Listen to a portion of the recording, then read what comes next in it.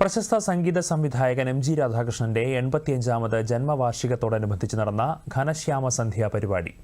തൈക്കാട് ഭാരത് ഭവനിൽ MG. Radhakrishnan foundation സംഘടിപ്പിച്ച പരിപാടി പത്മശ്രീ ഡോക്ടർ ഓമനക്കുട്ടി ഭദ്രദീപം തെളിയിച്ച് ഉദ്ഘാടനം ചെയ്തു. ലളിത സംഗീത മേഖലയിൽ തന്റേതായ സംഭാവന നൽകാൻ എം.ജി. രാധാകൃഷ്ണന് കഴിഞ്ഞിരുന്നുവെന്ന് സഹോദരി ഓമനക്കുട്ടി അനുസ്മരിച്ചു. ചെയ്ത ഒരു വ്യക്തിയാണ് ചേട്ടൻ, അതിന് യാതൊരു സംശയവുമില്ല.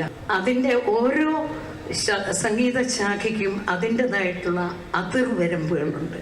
ഈ അതിർവരമ്പുകൾ സൂക്ഷിച്ചൊരു വ്യക്തി ഓരോ സംഗീത മേഖലയുടെ, അത് എല്ലാവർക്കും പറ്റുന്ന ഒരു കാര്യമല്ല.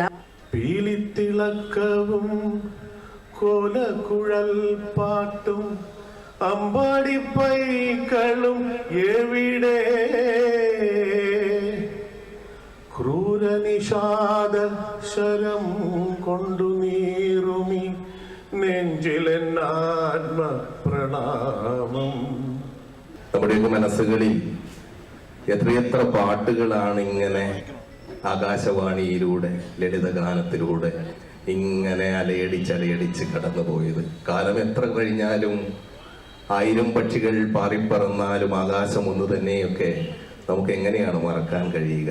അതിമനോഹരമായിട്ടുള്ള ഗാനങ്ങൾ ആലാപനത്തിലും സംഗീത സംവിധാനത്തിലും തൻ്റെ സർഗമുദ്ര പതിപ്പിച്ച അനശ്വരനായ കലാകാരന്റെ ജന്മദിനം.